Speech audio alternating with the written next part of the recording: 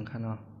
วันมื้อนี้ก็มาพบทบทวนข่าวทางคำหนึ่งยาวเลยค่ะเนาะวันมื้อนี้ก็ข่าวเกมใสตีวันนี้ก็เข้ามาแต่งความดีเจเอฟเฟกต์ดีเจนี่ค่ะเนาะอันตรงจอมความที่ในแอปอันนี้ค่ะเนาะหางมันก็อันเป็นสีสำๆน้องเนื้อในค่ะเนาะตัวลิงก์มันนี่ก็เพราะว่าก็เขาการหลุดในการหลุดอะไรในเพจสตูนี่ค่ะเนาะเอาค่ะเขาขาได้ขึ้นมาต่อคลิปอันพ่นมานั่นในค่ะเนาะออกค่ะเพราะว่าเขาขาได้มาต่อขึ้นในก็เขาขาเด่นนี่กับที่ในค่ะเนาะเขาขาได้ขึ้นไม่เฮ็ดใหม่ๆในค่ะเนาะเพราะเขาก็ก็เข้ามาที่ในค่ะแล้วก็ขึ้นมาตั้งใจในค่ะเนาะในค่ะที่เหมือนไหนในค่ะเนาะโมเดลจ้ามันออกค่ะเพราะว่าโมเดลจ้ามันเหมือนในเขาขาที่ในค่ะเนาะมันตั้งชุดแถวตั้งเหนือค่ะแถวตั้งนัมเบอร์2ค่ะเนาะแถวในค่ะเนาะ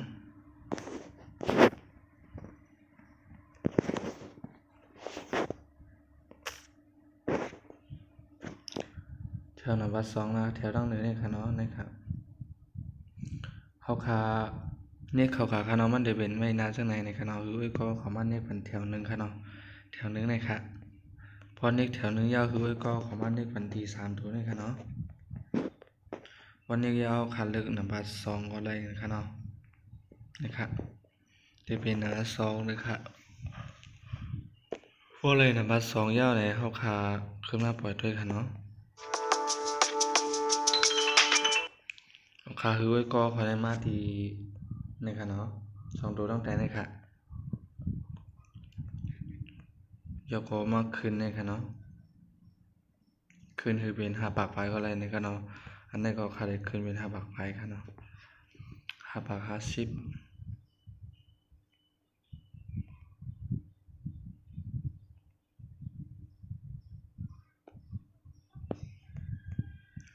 พอเยอะตั้งแต่ในก็ขาได้ใส่ข้างในค่ะเนาะเดี๋ยวเป็นหมอกโซนนี่ค่ะเนาะครับ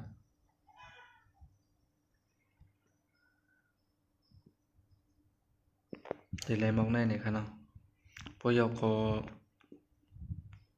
คือเข้ามาที่ทั้งเหนือนี่ค่ะเนาะ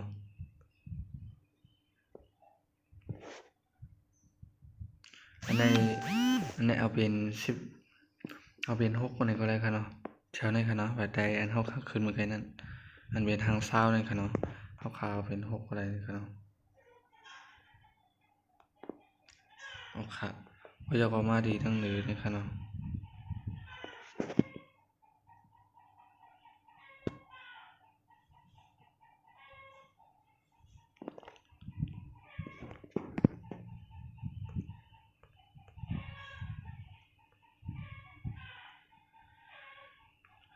เลือกมาเลือกแถวทั้งเหนือนี่เลือกเป็น60นี่ค่ะเนาะเอาค่ะนี่ค่ะเนาะ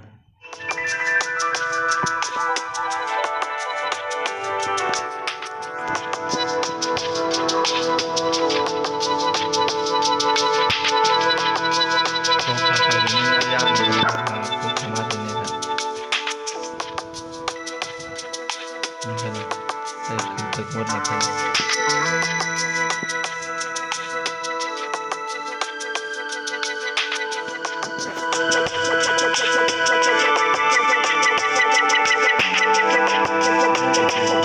56นี่ครับเดี๋ยว56 3นะครับ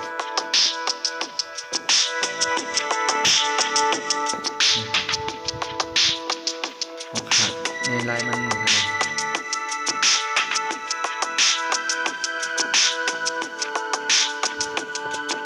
ก็เข้ามาดีด้านหนึ่งนะครับเข้ามาดีอันนี้ครับที่เชื่อฟังเนาะก็เข้ามาดีแถวนี้ครับอาคาเดมันดูกันเชื่อฟังแล้วพอเข้าไปลึกเชื่อฟังเหมือนกันเนาะเข้ามาเติมสีมันก็ใส่สีมันหันแจ้งนะครับเนาะนี่เข้ามาดีนะครับก็ไหลลงมาตั้งแต่เข้าไปข้างในแล้วเนี่ยก็เข้ามาดีแถวนี้กันเนาะเข้ามาอะไรย่อเลยเพราะคันนี่เขาที่นี่มันเป็นสีเสียงเลยครับนะมันเป็นอุกสีเสียงเลยครับก็จะคนนึกเอาฝั่งซ้ายนี่ครับนะนี่ฝั่งซ้ายนี่พอ ออกค่ามันหนังว่าค่าเดียวเคียบหางในนี่ค่ะเนาะ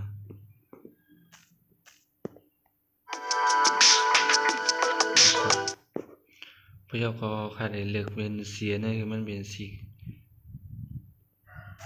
เลือกอยู่ตรงนี้นี่ค่ะเนาะนะครับค่าเดียวมาอยู่ตรงเหนือนี่ค่ะเนาะพยก็เฮาค่าขึ้นมาที่อันเป็น6นี่ค่ะเนาะ6นี่เฮาค่าขึ้นใส่เป็น15ก็อะไรนี่ค่ะเนาะ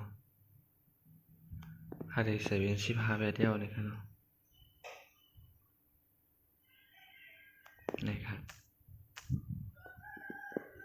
พยก็แค่พังในเฮาค่าได้มาช่อสีมันลงอีกนึงนี่ค่ะเนาะนะครับแถวเป็นบล็อกได้นี่ค่ะเนาะ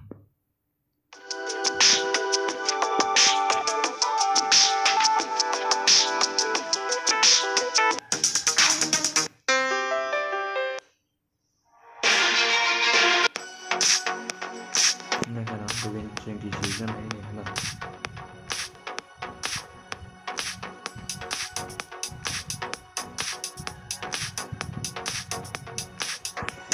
ที่ไรเจ้าไหนแล้วค่ะเนาะ